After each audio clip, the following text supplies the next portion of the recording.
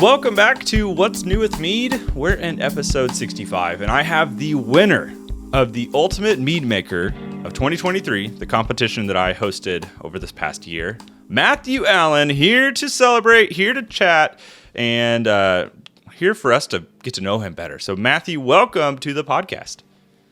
Hello. Good to be here. I have to say this trophy, I didn't understand. You posted pictures of it and things. I didn't understand. It's big and it is big. It's a serious hardware. So, I know you're going to plug the competition for next year. Like there's substantial hardware at stake. Yeah. So let's talk about that. Let's dive into what the competition was, because some people are like, "What, Ultimate Mead Maker? I've heard of Mazer Cup. I've heard of all these other comps, but what is this one?" This is a weird competition in that you're not just sending in one bottle of mead and then you might win best of show or first place in this category, whatever. This was a 9-month process of me putting 16 mead makers through 4 different challenges to test their skills, their knowledge, and all these different things towards mead making, to ultimately pare down to one person who would be the winner of 2023.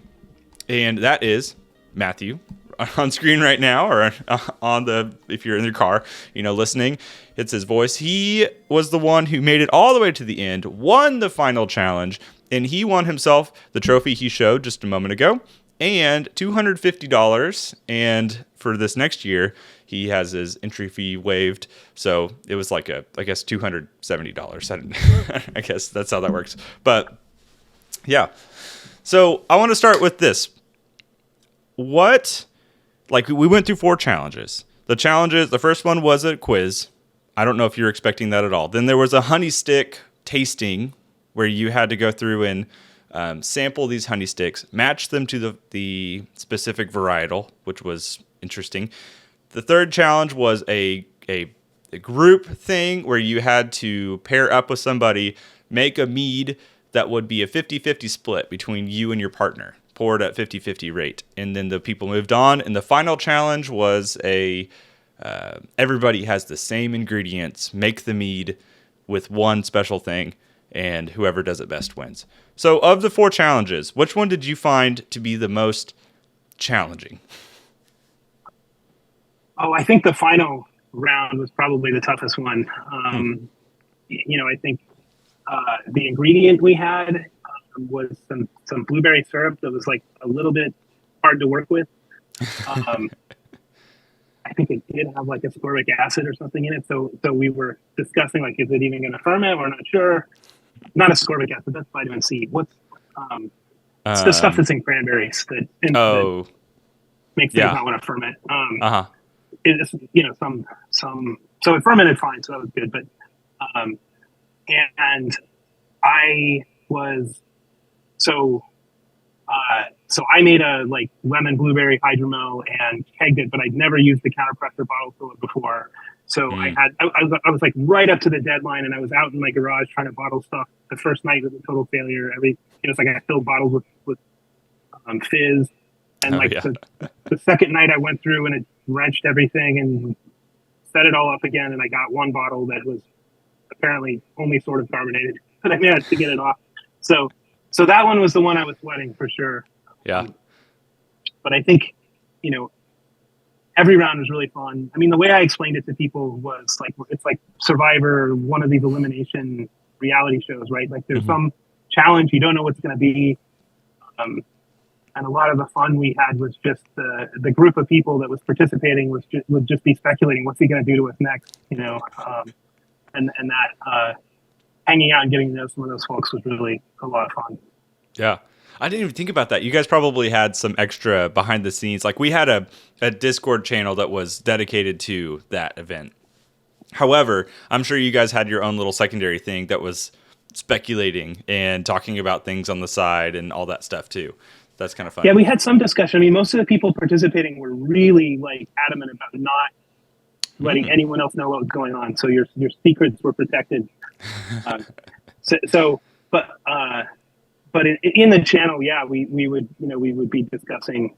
It's like the third round. You put us in pairs, and you're like, is this my partner I'm working with, or is this the person I have to defeat to eliminate? Right. Like, Yeah. so it was a lot of fun to just anticipate those things coming. I definitely did the whole Squid Game thing where you like, I don't know if you've seen the show, but in Of that course. Yeah. he pairs you up and then and then doesn't tell you what's going to happen. And so I was like totally leaning into that. I was like, I'm going to make them.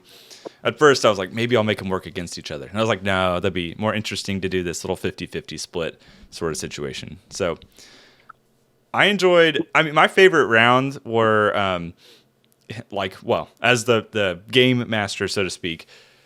I feel like the people sweat the most during the honey stick challenge, for sure. And then even the quiz was probably a pretty, tough moment because some people, it was fast paced and you had to get the answers right, of course, and all these things. And so that was its own little adventure there, which I think with the quiz, you were at the top of the leaderboard there. And then, of course, round two, I'd have to go back to my notes, but I think you were still at the top of the leaderboard there. And Yeah, there were a bunch of us tied on the honey stick quiz. So the honey stick quiz was funny because you sent us a set of sticks for a first round of tasting, and then you had some reserved for tiebreakers. Mm-hmm. And I did really well on those first set of sticks, and I was like, yeah, this is my reward for having tried a bunch of honeys and ordered samples and all this stuff. But later I went and did the tiebreakers, and I did terrible. I was like, thank goodness that we I didn't use those. Because, oh man, yeah, I did not do well on those. So that was humbling a little bit. Which I got some weird varietals, and I think I learned from this year. I'd used some that were alternatively flavored. Had some things that were added, and it was like obvious. It's like, well, this has this flavor. This isn't a natural thing. However, the challenge itself is tough because I'm sure if people are listening, you might be comfortable with clover honey and wildflower local to you, or orange blossom, but we hit a bunch of weird ones that were not your normal honey sticks. And so I think people were really thrown for a loop because of that. But we're all still talking about the salt honey. That was the truly memorable one. Yeah. That was I felt like that one was going to be really obvious, but I was also super intrigued by like throwing it at you guys just to see what would happen. It's just too much fun. How could you resist? Yeah, that was great. So we went through these 4 challenges, and like I said, the last one was your most difficult one. I enjoyed getting to watch you guys also work together in some ways when it came to the partner stuff, of course. Then when it came to like last round, I could tell that that's when everybody really knuckled down and it's like, nope, we're not going to talk. Like this is no secrets out there. And I have my ideas for next year. Some might be similar to this year, but I've already got some new challenges that are going to be interesting. So I'm excited to do that. And I want to kind of get to know you better, but I want to make sure that anybody listening who's going, what mead making challenges, $250 and a big trophy, that sounds like fun. There's a way you can be involved. If you go to, I'll put it down in the description of the YouTube video and the podcast description, the Ultimate Mead Maker registration page. At the end of this year, I am doing a small sort of mead competition with whoever it wants to be involved with next year to pare down to the 16 members who will be the, I guess for lack of a better term, cast of the Ultimate Mead Maker for 2024. So this first registration is only for basically qualifying for the Ultimate Mead Maker of 2024. And there are actually videos of this past year's on my channel. There's a round 1 and 2 combined, and then a 3 and 4 if you want to go and see all the things that Matthew's talked about and the experience that, spoilers, I probably should put a disclaimer up front if people haven't watched it, but Matthew did win. Of course, that's why we're here talking about it. So yeah, if you want to be a part of it, go check out the registration. There is a fee. You'll send in a bottle to me before the end of the year. We'll do the big tasting and get our 16, and then the competition will begin for next year. So that's how that will work. Yeah, and I'll just put in my plug. I mean, I think no matter what you think about competitions or whatever, it's super fun. it was just a blast to participate in, and I mean that's the best reason to do it. It's just the fun you'll have and the people you get to hang out with during your challenges. Yeah. I feel like it was a bonding experience for some of you guys as you like. We had like the main Ultimate Mead Maker conversation channel for the people who were actively involved, and then as you were eliminated, I put them in a Ultimate Mead Maker purgatory is what I called it, and so that was always fun. Maybe that's not the term. That was always interesting whenever a round would end, and I would boot people out of the main feed into the purgatory, and all of a sudden people were like, wait, what? How did he, what happened? Oh my gosh. It's just kind of funny. It's chaotic to say the least. It's interesting though. So let's get to know you. You obviously, clearly are a established mead maker. You've won many awards. We could go into that. Even just this year, you've been, I mean, sending things off. If I remember correctly, right? You've sent a couple. I don't know off. if I've won much. So this has been a slow year for me. I had some family things going on, so I haven't submitted a ton of stuff. But I've sent a few things. I mean, I've sent a few old bottle things off to competitions, and I don't think I've medaled this year. Oh, really? I thought you had. I thought I remember seeing your name. Maybe I don't know. Maybe I wished it into existence. I don't know. I haven't sent much out. Yeah. So, we'll see. But I'll be back next year. Yeah. So let's rewind the tape a little bit. Did you start with mead, or did you start with beer or cider or something else when you first started homebrewing? So I started with pickles. Oh, so, not the answer I thought. That's not what you thought this was going to go, right? So there is a local place that does lacto fermented pickles in oak barrels. It's called Brits Pickles. If you live in the Puget Sound area, go look for them at farmers markets or your favorite grocery stores. Fantastic pickles. And I just got obsessed with their pickles, and they have kimchi and they have sauerkraut and whatever. So I was a big fan. And for Christmas one year, my wife, they sell this thing they call the pickleator, which is just a mason jar with like an airlock and some fermentation weights and stuff. But it's the kit to do everything you want. So my wife got that for me for Christmas, and like it went very quickly from fermenting pickles to just fermenting everything I get my hands on. So I was, doing kombucha, I think was the second thing.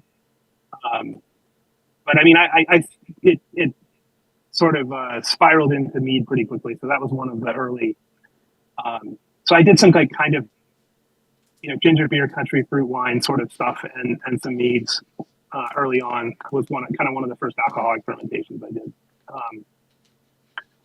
But the thing for me was, and eventually I kind of got to trying beer. So let's see. So yeah, I mean, I think mead was the first, mead or like pooch basically, right? The kind of first alcoholic fermentations I did. Eventually kind of felt confident enough to go start doing like extract brewing or extract with seed grains and doing beer.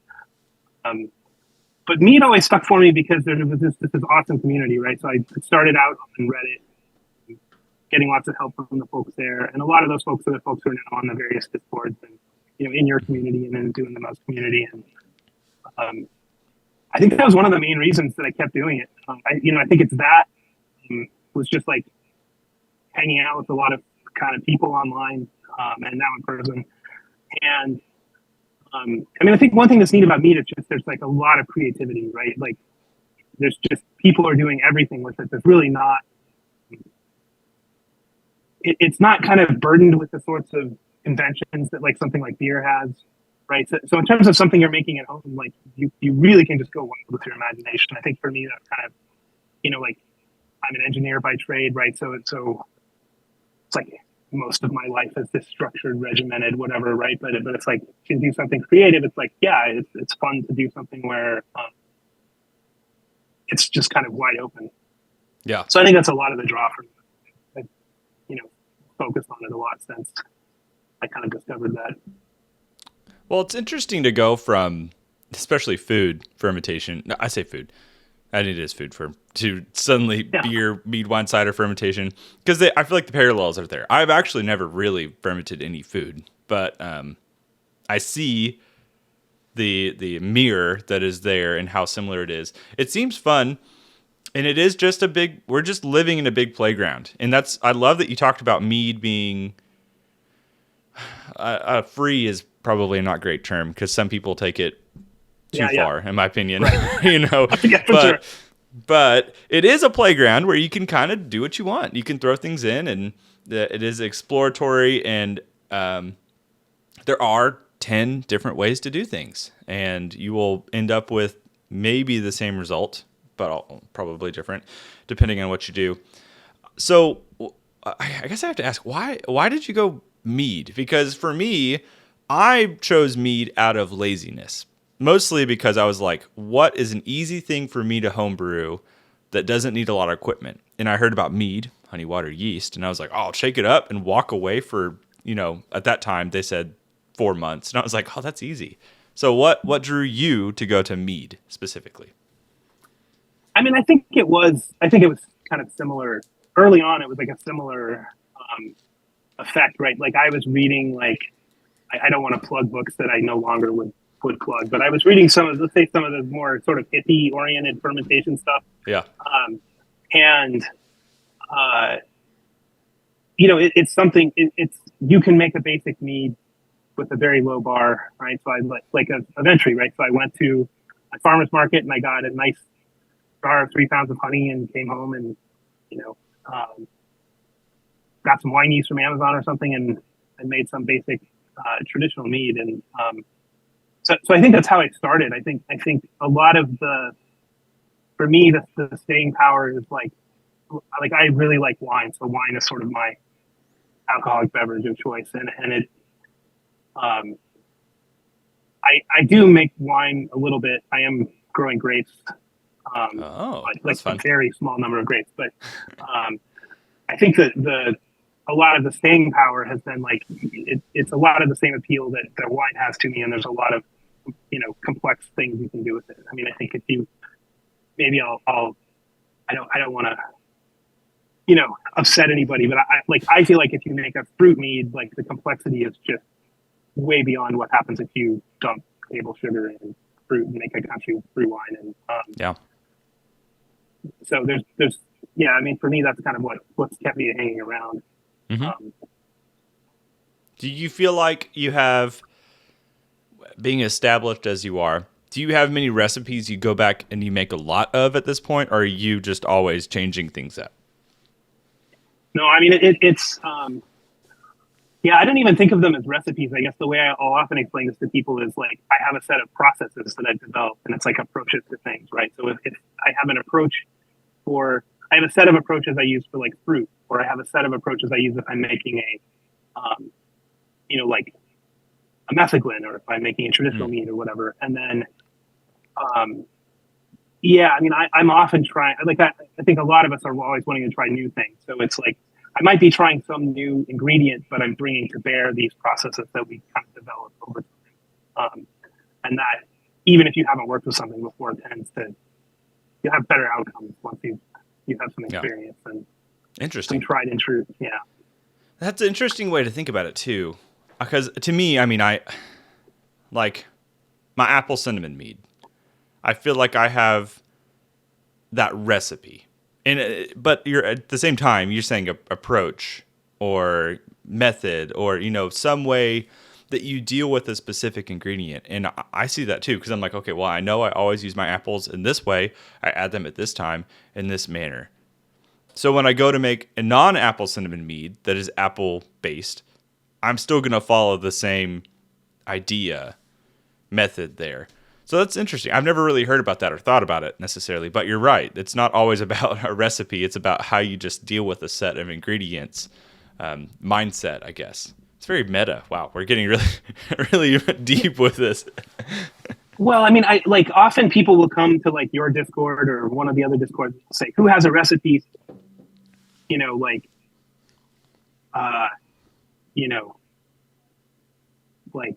raspberry vanilla mead or something. And it's like, well, I don't have a recipe, but I can tell you what you want to do. It's like, this is the thing you should do with the raspberries, and this is what you should do with the vanilla. And we can walk you through the steps. And it's just from, experience of having dealt with those things separately. Right? That's true. Um, Yeah, I do like that though. That is a better way to do it because some people come in. I see it a lot with like, I want to make a pumpkin and cucumber and peppercorn mead, and you're like, what? Where did you get this idea? And so like rather than try and come up with some ratioed recipe of like, well, you're gonna want to use 1 pound of pumpkin and blah blah blah, you might just like attack it from different vantage points. Now, of course, anyone who wants to make that, let me know. I'm curious how that brew turns out for you, but I don't know. yeah, it's always wrestle with that because people come with these crazy ideas, and you're like, obviously you start with this very skeptical reaction because you're like, this is kind of crazy talk. But the thing is, you know, some fraction of those are going to be the next amazing thing, right? Like, so Yeah. I never want to, like, I don't know, put a damper on someone's creativity, right? I think that's the fun of the hobby. It's like, go try it, see what happens. Yeah, someone's got to do it. I mean, that's part of it. That's what like the game I play all the time with YouTube. It's like somebody's got to figure out if Swedish fish can be made into mead. Somebody's got to do it. So maybe somebody needs to be the person who takes these recipes to the next level. But then you have to report on it in some way, whether it be Reddit or Discord, I guess Facebook. But I would stray away from Facebook mead making groups for lots of advice. So I definitely have enjoyed getting to watch you also talk in the Discord because you're part of the Doing the Most, and then of course the Mead Hall, and then my Discord. And people will come in and ask things, and I feel like I've learned a lot from you just from reading your responses. And there's so many things that, again, I don't quite understand, and so having you explain things has been really helpful for me. So I hope you know that I'm learning from you. Well, it's a very nice thing to say. I mean, I feel like with your level of experience and accomplishments, that's a very nice thing to say. I guess the thing I'll say is that's what the community is great for, right? Like I recently just got into kegging, and I mean I was completely intimidated by there are people who are really into all these fittings and all this stuff, and I'm just like, I just want to set it up and have it work and just someone tell me what to do. And Larry is one of the mods in your community, and he was in Ultimate Mead Maker and has been in I'm sure several of your videos, and he just kind of put it all together. He said, here's the list of stuff you need, and I got it and I put it together, and of course it was leaking, and I sent him some panic DMs and he helped me out, and I think that's what it's all about. It's like getting us all kind of learning together, and the rewards of that kind of shared experience is a lot of fun. So how has that changed? Because for me, whenever I started kegging, I feel like that was like opening a door to just a bright shiny light, like a whole new landscape for me to start brewing with. How has kegging changed your, I guess, methods, process when it comes to some of your things now? Well, I think for me, it just makes doing low ABV carbonated stuff so much more attractive, right? Like that's what I really want to start playing around with more. It's like we just did some tastings for videos of yours, and it's like you can taste these big, heavy, really sweet things, but at the end of the day, like there's a great place for drinkable stuff that you can pour a big glass. So, yeah, I mean, and the thing I'm really excited about is to do some things with hops. So that's kind of my what I'm looking forward to in the next year is I think both you and BC have done hot hydromel videos, right? That's like an area I want to play with, and maybe the interaction of that with fruit is something new. But yeah, I mean, it's like the world when you're bottle conditioning is just compromises. You've got to use erythritol, or you've got a bottle that's got sediment in it. It's like it's fine, but it's like when you can start back sweetening with honey, when you can start and bottling is such a great. So that's what I really should have been at first part of the answer. I hate bottling. It's true. It's bottling tough. is the worst job of all of home brewing, in my opinion. Well, maybe arguably cleaning is worse, but that's unavoidable. So that's the other thing is like, I see myself moving away from carboys and just everything ending up in kegs.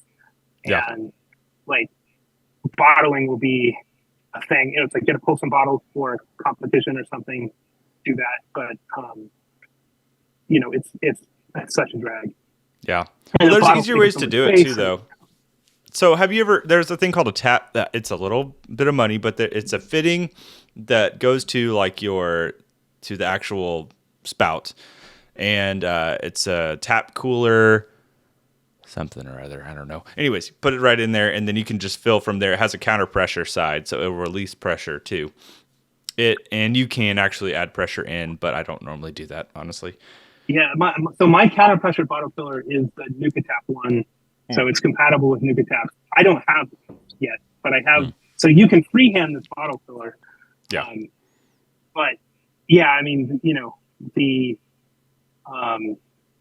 yeah, that's the end state. Is I will have like the taps, and that'll go in a tap instead of, because rigging it up to do by hand. It's one of those things where you really wish you had like 3 or 4 hands to do. Yeah. And having the tap fixed where you can just put the bottle underneath it is I'm sure, much better. So yeah, I mean that'll be the end game. Yeah, I feel that. I haven't had time to settle that stuff up, and I don't have the tap set up right now. So well, and I don't want to say that people have to, like, obviously bottle conditioning is very useful, but like you just said, you have limitations. Like you kind of have this little narrow alleyway of how you get to your sweeter mead or how you get to that carbonation level. And the priming sugar stuff is not bad. Like I enjoy doing that. I don't love having to think about my yeast sometimes and be like, well, make sure there's just enough yeast for them to still bottle carb. And then, okay, well now I need it sweeter. So I'm going to add, however much erythritol or xylitol or whatever else I'm using. And like that stuff always made it harder for me to like truly dive into honey, so to speak, and really get the full mead experience of like tasting it and going, oh yeah, I'm getting like, this is an amazing honey character. Because I would often lose that post fermentation, depending on how vigorous the fermentation was. I would lose a lot of that honey character. And then I'd be like back sweetening with erythritol and then hoping that somehow magically through carbonation in the bottle that the honey character would still really rise. And sometimes it did, but never the same amount as, actually using honey to back sweeten. Of course, people are less prone sometimes to stabilizing mead or pasteurizing. They just want to let it ride, let it be. However, the kegging side is really helpful. So obviously, I think that I'm looking back to your 4th round entry. I think it would have been a different brew, honestly, if you had bottle carbed it. Only because of the honey character. I'm thinking back specifically to what it tasted like. The honey character that was present would not have been nearly as strong as it was with the kegging. So it's just something to think about. I mean, I'm curious, I have bottle conditioned with honey once, I think. So I'm curious, how much difference that makes. A lot of people will say not much, but the flip side to that is there's a local brewery here called Fair Isle Brewing, and they did a green tea mixed firm saison, and then they bottle conditioned it with meadowfoam honey. Oh, and it was outrageously good. And the honey character was there. I mean, it was faint, but definitely noticeable. And so there are data points like that where I'm like, there's maybe it can be done. I don't know. And I don't mean to, I think when we're talking about this, if people out there are bottle conditioning, first of all, it's a great technique to have in your arsenal. There are beer styles where people always bottle condition. It is a perfectly valid way of doing things. I think if you get to a point as a hobbyist where the scale of amount of stuff that you're bottling and holding on to, the two of us in this conversation it just becomes the bottles and things become this just, it's just too much space. It's just too much whatever. Right. So it's, we're not throwing shade at bottle conditioning. It's just, there are some things that unlock for you, like being able to back squeeze when you are doing a kegging setup.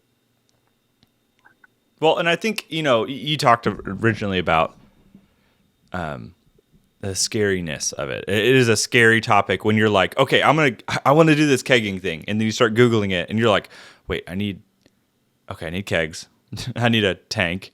I need all these fittings. But then I need these specific fittings because I have these kegs. And then, oh, wait, how do I get out of this keg into here? It suddenly is like a laundry list of like all the things you need. And it is scary. Once you get past that hurdle, it's really not as scary. Like once you get down to the equipment, there are some frustrations. You mentioned like the CO2, like leaking and stuff like that. Just today, I had some things with my kegging setup. I like opened up mine and I was like, "What? Where is this leak coming? Like, there's mead all over the the bottom of the kegerator. Like, what's happening?" And I had to go find where it was. But at the end of the day, I like being able to have more. One, I make bigger brews, so having 5 gallons of something that's carbonated kegged is super easy. Like you said, bottles, having, what did that be, 60 bottles, 52 bottles of mead, carbonated, lying around is not a bad thing, but it's just hard to manage whenever you don't have a lot of room. And I have a lot of room, and I'm complaining. Well, I mean, I think this is like a life thing. If you'll allow me to get philosophical for a moment, I mean, when you feel uncomfortable with things, that's like when you're growing as a person, right? And so those things are intimidating, but it's like a good place to force yourself into because you're learning and you're growing as a whatever thing you're doing, whether it's professional or a hobby like we're doing. It's good to be out of your comfort zone, right? Yeah. So. Well, okay, I want to switch gears a little bit. Because you've got some specific experience with like fruits that I'm unfamiliar with, like boysenberry and stuff like that. And you talked about processes. So without revealing too much information, because I know that we want to keep some things secret, I don't necessarily want to take all. I made a joke in one of our earlier videos that I was going to steal all your all your tips. I'm not necessarily here to do that, but I do want to have a little insight into how you deal with some fruits. So do you put them in categories of like, well, I'm using apples, pears, lighter fruits like that, and then you have your dark fruits. I'm making a mixed berry mead, or I'm using raspberries. Like, do you take your processes and put them into little places like that based around fruit, or is it specific to certain fruits at this point? I mean, I guess there are specific processes. It's like there are groups of fruits that all do certain ways, right? So there are. It's like a lot of the well, and let me just say, like, I'm happy to share whatever I've figured out with people. Like, nothing I'm doing is. I feel like nothing I'm doing is original. Like a lot of the stuff, most of the stuff I know was taught to me by people in the community, and the stuff I figured out was like, like maybe talking to winemakers or something, right? It's not like I feel like it's been pretty rare that I've ever came up with something myself. But for me, the fun is the most rewarding part of this is interacting with people. So I'm always happy to share. But to your question, like categories, I mean, I think there are sort of categories of fruit, right? There are your like big tart berries that you can ferment in primary and that work really well for that. There are fruits that are very delicate. So like things like strawberry or, peaches, things like that that are hard to get enough character out of where like a secondary addition might be important. So yeah, I mean, there are different approaches. I think you need to tailor things to the fruit you're working with. And pick an approach that works for it, right? And so that's definitely the case. It's not like the one size fits all thing. Yeah. And then the other angle is like, what are you trying to do, right? If you're trying to make a fruity hydromel or something, that's going to be different than like the fruit bomb we just tasted that you did for your video. So yeah. I mean, it's it's experience and just talking to other people and finding out what works and adding more tricks to your bag. But I'm happy to share, like, what. I think part of it too is honestly making the mistakes too, like seeing what it's like. Let's take peach, for example. Knowing what happens post primary peach fermentation versus putting them in secondary and seeing like, oh, those aromatics might be less destroyed, for lack of a better term. Stuff like that. Because one, I really value, of course, when people tell me, hey, just put those peaches in the secondary. Like that will save me some heartache. But there's also a part of me that's like, okay, well, what are they meaning by primary? Like when I put them in primary, what am I actually missing? And I feel like I honestly learn more from those experiences sometimes than the person who just tells me what to do. Again, not a bad thing, just to follow advice, but also don't be afraid to investigate. But it is money we're talking about. I would totally echo that. I think to share an anecdote, right? I decided, so we discussed I made a bunch of big fruit meads where it's just all fruit and honey in primary. And, people have talked a lot about strawberry and know it's problematic. And I was like, all right, I'm going to do it and give it a go. So I, did all strawberries and honey, no water in primary. And like this, like at the end, it's just this like slightly acidic orange mead, but like doesn't taste like strawberry, right? So it's just a lot of the character, during fermentation, like some fruits just don't hold up that well. Strawberry, I think that like if you want to really do like the extra thing, like you can ferment it all in primary and then add more in secondary. But if you're, bang for your buck, like you want to put them in secondary, it's just, you're going to get better results. Right. Well, and there's the, I'm not necessarily talking about the side, and I should be, the money side of things. Mead is super expensive for people to make. And I totally understand when you go to the supermarket, buy your first 3-pound container of honey, spend that $20 whatever that you need to spend on it.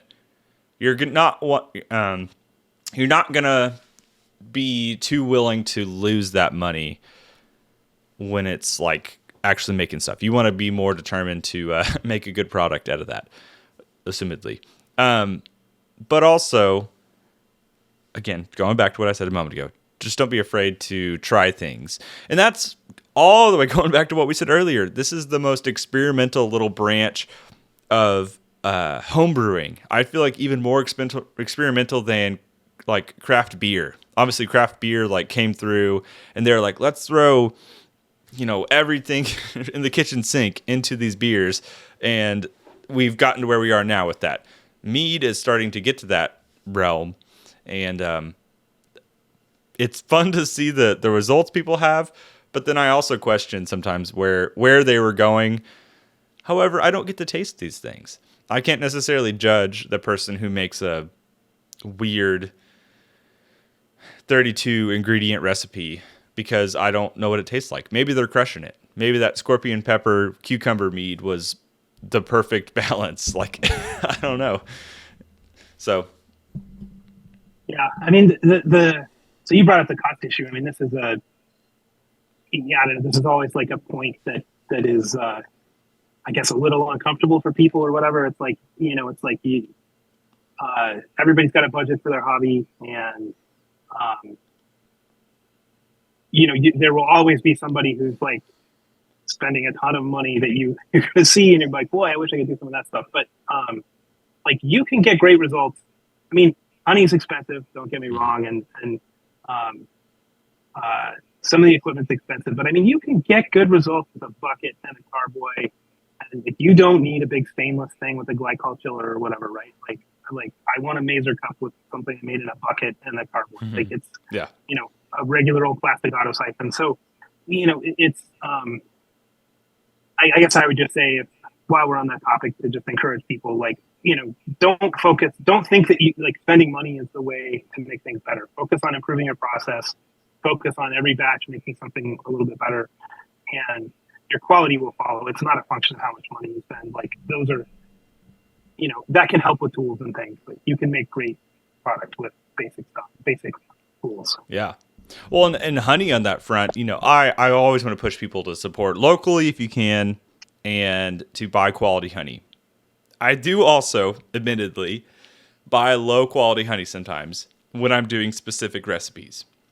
And those recipes generally tend to be like melomels that are going to be more, fruit forward. Like my apple cinnamon, I buy that honey. This is going to be taboo. Someone's going to click off this podcast in a moment. But I go to Walmart. I buy that pure and simple honey. And I use that 5-pound container as my primary honey, plus my apple juice and all those things. And I gave you some of that mead. It tastes pretty good. It works out. I come back and I add like more quality honey, I'll say, to back sweeten, honestly, because I want that real character, the more quality honey that's there to be present. But that preliminary honey just gets blasted post fermentation sometimes. Yeah, I mean, and I think anybody who sort of has a snobby attitude about that sort of honey, it seems ridiculous to me. Like, that like Kevin Meintsma is on your Discord. He's one of the most decorated mead makers that's alive, right? And right, like he's come to your been in your Discord and said, yeah, I use this still for plenty of things, right? So I think that's I hope nobody's getting upset about that. I think that's a good message to get out there. Yeah. Well, like my approach to honey is I found some. So this is the thing that stinks is, people will be like, oh, how do you get honey for that price? And it's like, well, I buy, 5-gallon buckets of it. Like, so I found 2 commercial pollinators like outside of the city limits, and a couple times a year I drive out there with some of the local people and we buy buckets of honey. And it's like, so once you get to that scale, it's like, it's more affordable to get stuff that's like local, but it's not it's just not accessible for people if they're not buying that much volume, and that's too bad. I guess the hack would be if you can get enough friends, it's like split up a bucket or something, like. Right. Well, like tonight, you were part of 2 tastings that if they won't be out by the time this is out, but you helped me with a coffee blossom honey traditional mead tasting and then a mixed berry mead tasting, both of which were rather expensive. Coffee blossom honey, it was a very good price that I got it at, but it was still $250 for the 60 pounds of honey that I got at that price. If you were to buy it for like 5 pounds, you probably would spend $30, something like that. Or more. I don't really know what the price would be there. But that's just not justifiable for people. And also, it's not necessarily beginner friendly. I don't love always making people feel like they can't make a mead unless they have a specific honey. And that's what's tough, is sometimes if you say like, well, I'm making a blueberry mead, but you have to use orange blossom. That's the only honey that's ever going to be good for the blueberry mead. It's like, well, yeah, 80% of the people that you wanted to try this thing aren't going to be able to. It's just not possible. So using what honey you have, you can basically create any of these recipes. Will they be different? Yes. However, you can still make tweaks and do things to make it work with, I'm going to use, again, lower quality honey. Let's say different honey in this circumstance. So honey is super fun. I don't know how many varietals you've bought in the past, but I have loved personally getting just to see what's going on. It's like the coffee blossom. I would never in a million years be like, well, my brain goes to, is this going to taste like coffee? And it doesn't, of course. That's not the point of coffee blossom. But it's just cool to see what the bees have done with that honey. So do you have, like, speaking of honey, do you have like a specific varietal around you that you like to use? Because obviously you're more Northwest, so you've got some different things than me. Yeah, so the Pacific Northwest, like, so we have these invasive blackberries that are just everywhere. It's like you can go to Discovery Park in Seattle and the place is overgrown with blackberry bushes. Like, I took my kid to learn driving in the community college parking lot, and like all of their medians are filled with blackberry bushes. So Blackberry blossom honey is everywhere here, so it's like our one. Like you can get it as easily as wildflower. Um, it's kind of the least distinct of the kind of the berry varieties, right? So if you've tried raspberry or you've blossom, or if you've tried blueberry blossom, like those are more um, sort of different than a wildflower honey. But blackberry blossom is super common here, so that's so like I can get buckets of that the same price as wildflowers, so that's a Oh, common thing to use. Um, uh, so Washington is big. So Washington is one of the biggest states, or the biggest state for I think most berries, but like blueberries, raspberries, blackberries are huge. Um, we talked about boysenberry. So there's things like boysenberries, bayberries, loganberries. So those are all the raspberry, blackberry hybrids. So there's berries everywhere. So we have a bunch of those berry um, variety honeys are pretty common. Um, there's always a lot of buckwheat. I think buckwheat is everywhere. yeah. Something that's nearby is metafoam. So metafoam is, I think, a crop that is only grown in Oregon. Huh. So that's kind of our local. It's like the East Coast has Tupelo, and we have on the West Coast we have metafoam. But yeah, I'm still kicking myself. I had a chance to buy a bucket of metafoam honey. It was like $250 or something. What? At the And you local didn't place. do it? Oh, I already had a bucket, but I already had a little Oh. bucket, and I was like, I'm like, oh, it's great. Like I was like, oh, it's great. Like I can go. Well, so I was thinking I'll just go there in the future. But they haven't had it since. Yeah. So it was like if I'd known, it was never going to appear again. Well, and that's like a $500, $600 bucket. If you try and buy it online, you're not spending less than probably $500, and then you add your shipping. That's pretty wild. Yeah. So that's one of my biggest like screw ups in terms of honey opportunities. But I think talking about honey varieties, and part of the fun, going back to just like why do we do mead? Why is this hobby fun? I mean, one of the things I've enjoyed the most is just geeking out on like, let's try all these different honeys. I never knew they existed. Let's try all these different fruits. Like I never knew I never knew like what all these blackberry, raspberry crosses berries were. Like no reason to care until you get into this hobby, and then it's like super fun. It's like, well, let's just make a mead with the new thing. Right. And we talked about how I want to start messing with hops. Like that's another area where there's just huge, like variety of stuff to explore. So for me, that's a lot of the fun, just exploring. Yeah. The Hops are fun too. I recently, I'm still getting into hops. I sent you, I think, a hopped mead and a pineapple hopped mead. So I'll be curious to hear your notes on those, especially with you being interested in hops now. But they are just like honey, Suddenly you're like, wait, there's like 42 different hops in this little category that could be like evergreen and whatever, blah, blah, blah, flavor profile. And I get a little overwhelmed. When I go into the homebrew shop, I am like solely dependent on the people there to be like, here's the hop you need to use. Because I look at the Grandmaster chart and I'm like, this has so many flavors. I'm trying to make it like whatever sort of IPA, and I just can't decipher all the information because I haven't tried all of those hops. Now, I don't think you necessarily have to have experience with every one of them because those charts are made for people to figure it out.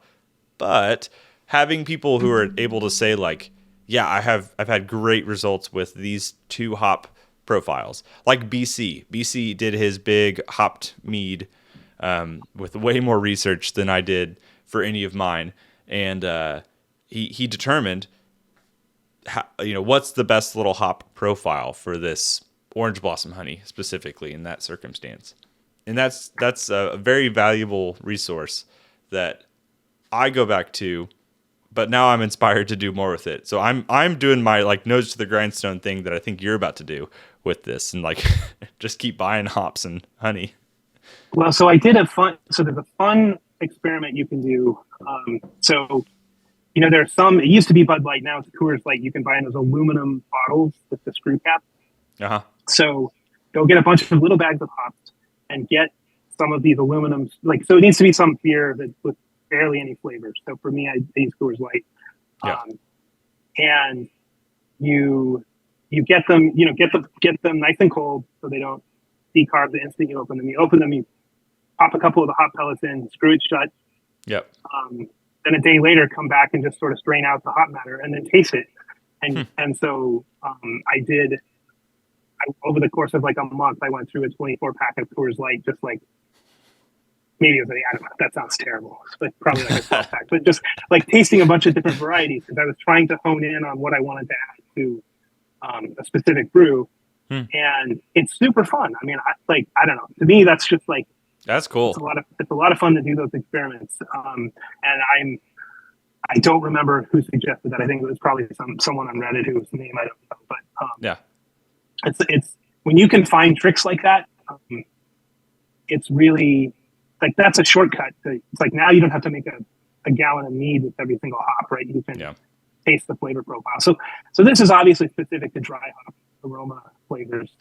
It's not going to tell you what it's like as a bittering addition, but that was a great experiment. I think people would have a lot of fun trying it.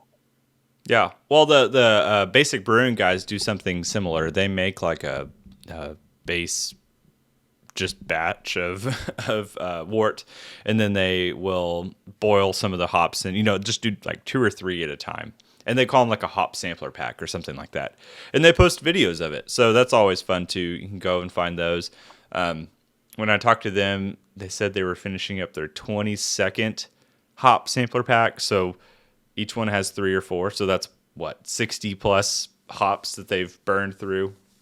So it's kind of cool to look at stuff like that and have that research. So hops are fun though. And then again, the playground of mead, you could find the perfect hop.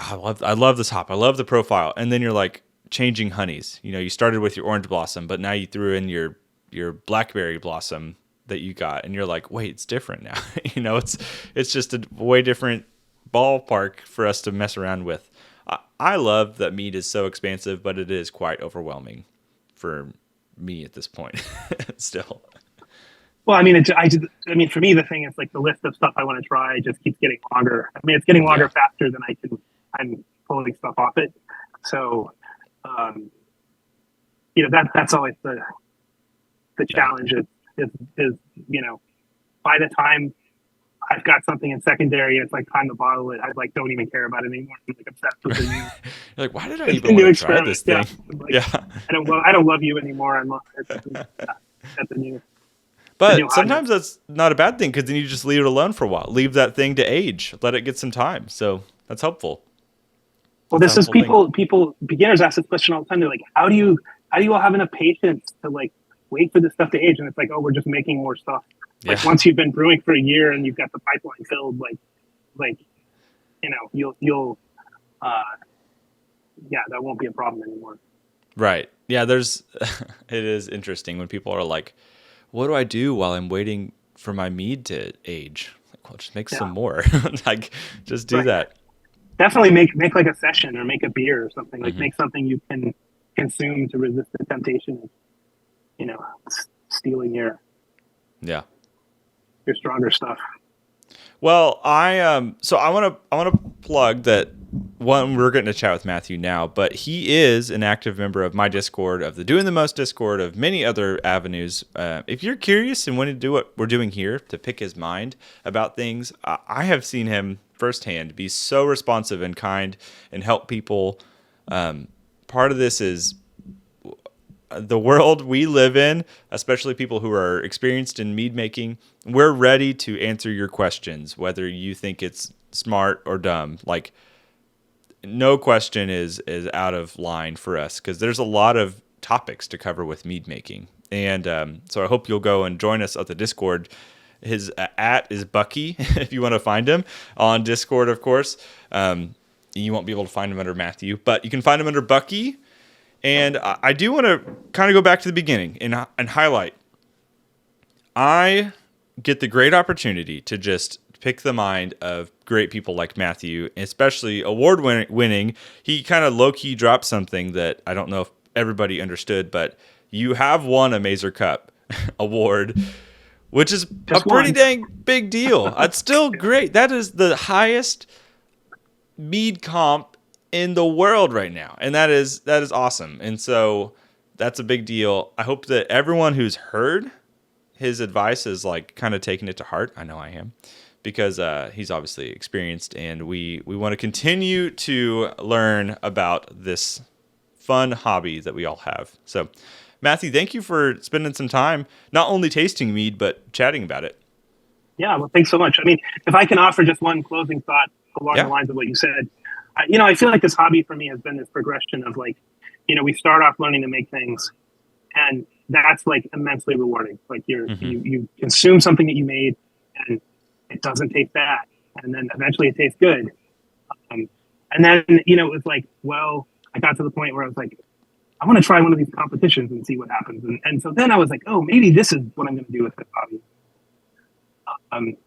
And then later on, I started going to meetups and like going to judge competitions and things. And then I was like, oh, no, really, this is an excuse to hang out with cool people and have fun. And that to me that's like, I feel like that's the end state is just, the interacting with everybody and the relationships and the joking around and the fun. So yeah, definitely come join us, hang out. We'll make some mead, we'll make some jokes, we'll have a lot of fun. Yeah, the community is really fun. It is fun to, like, of course, everybody, like you said, everybody loves to win an award, win something. But at the end of the day, I'm holding on to that community that we've built because it's just fun. It's great people. We have some amazing people in our Discord and all around the mead community. So feel free to join us. So thank you so much for spending your time. I look forward to your notes in the future for those. I sent him an assortment of meads along with the trophy and some other stuff. So I hope you'll update me on things as you try them, because I'll be curious to hear what you think. But we will be in the Discord. If you want to find us, if you want to find Matthew or Bucky, as he's called on the Discord, find us there. It'll be in the description below, but we will see you over there. So thanks, Matthew. See you there. Yeah, thank you. Cheers.